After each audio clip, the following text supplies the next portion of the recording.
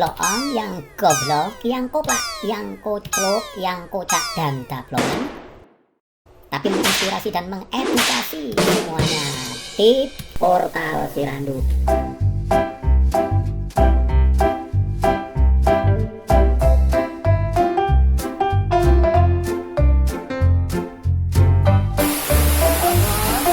Kari ngono pangapian.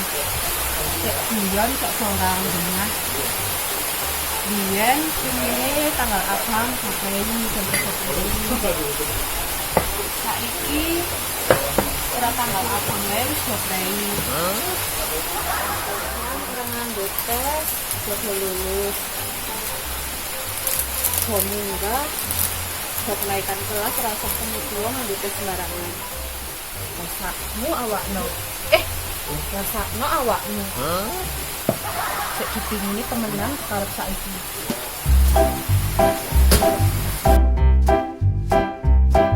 Kasih, Mbak. Kasih, Lek.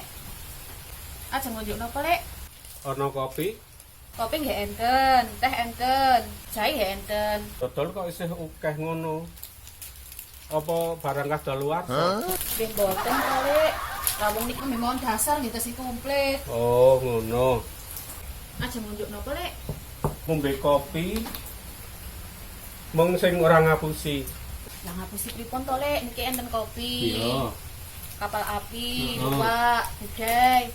Aja ngunjuk napa? Kopi ono luwake ono ora? Nggih mboten.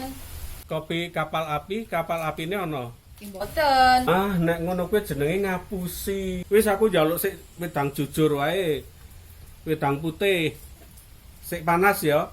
Nek mung wedang putih kok ya ndadak ning warung. Aja nglendengi ku pahalane poso kok ilang. Wis aku tak anu ning kene ana TV ora? TV nggih mboten enten, nek enten mangke tak tonton kula terus. Maksudnya TV sing nggo nyambung ning internet kae. Sanes TV Lek, niku ke wifi. Wong paling kacek sak huruf ki ora apa-apa. Ana ora kowe TV-ne? Lah jenengan ki napa nggawa HP? Ya nggawa lah, zaman modern kok ora nggawa HP. Ki. Dawete apa, Mbak? Dawet to Lek, ana niki ya kopi, apa teh. Lah kok dawet ya ora ono. Aku iki piye? Wong ana TV-ne kok ora ana dawete. Dawet sik nggo nyambung ning internet kae lho. Uduk dawet Lek, kowe ki password. Ah wong kacek sithik wae lek ora apa-apa to. Password-e kopi pahit. Kopi pahit. Aku iki ora genah kok. Aku ki njaluke wedang putih kok arep kei kopi pahit. Lah niku ki password Lek, sik nggo nyambung TV ning telepon. Password-e kopi pahit. Bocah nom ayu-ayu kok budak tur ra mudengan. Kene tulisane password-e. Lha niki Lek, password-e. Nah, ngono awit mau lek wis rampung, ora marai emosi wae. Alah Lek.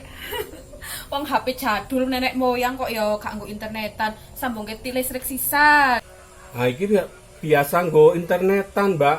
Tak tukokke ning kantor pos, ora ya kantor JNI. Sik iso nggo internetan kuwi HP Android Lek. Iki meh padha wae, Mbak. Android iki kuwi artine ya Android 8. Lah iki Android 7 ki kacek sithik. Sakkarepe lah Lek iso stres nyong nek tamune kaya jenengan kabeh. Biasane bisa, Mbak. Paling iki TV sampean wae sing ngagi error.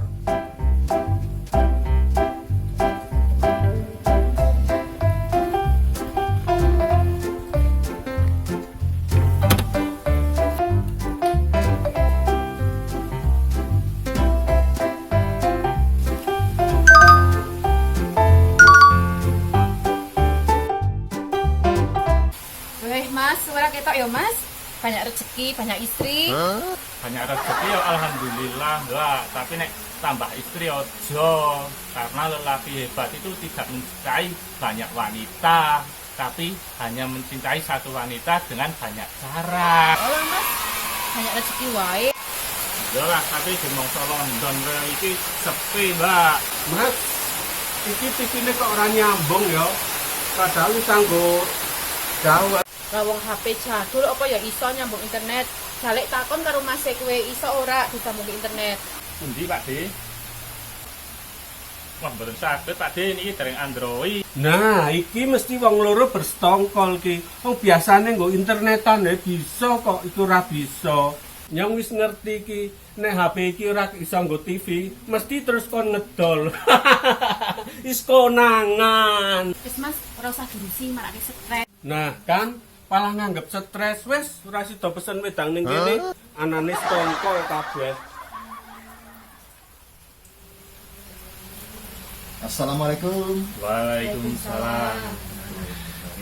Monggo Pak, ajeng teh panas nopo kopi? Wae Mbak. Kopi ke nang mripat ngeres, mari darah tinggi. Mana jadi tanggal tua, musim corona. Bukan apa nih Pak? Iki jarang bisnis besar. Nah, kesal aku ora pakai paham. Ini sampai nggak semua ya? Peluang bisnis besar kemitraan bekicot Pak. Sing rada seru Mas, sapa ngerti nyong iso milu. Oh Mas, kita bertiga mau bisa join bersama. Bakal kaya kita. Dibutuhkan bekicot dalam jumlah banyak dan dibeli dengan harga mahal, per kilo 1 juta rupiah. Wah itu Mas, dia bakal sugih tenaran gue. Orang main 1 kilo 2 kilo nambur rumah kita ono 5 kilo 10 kilo 1 ton meh iki. Terus Mas, terus Mas. Agen siap menerima pasokan bekicot dalam partai besar dengan ketentuan sebagai berikut. Lah iki penting iki. Penting Mas, penting tidak? Ojo omong wae tak terus mau ye. Ketentuan sebagai berikut. 1. Bekicot harus dalam keadaan segar. 2. Pemasok harus datang sendiri ke agen. 3. Bekicot tidak boleh dimasukkan dalam wadah tapi digiring dari rumah pemasok. Jablongan sih guys pengumuman. Soto loyo, gere kok gitu. Kapan tekane? 1 tahun meneh besok ge.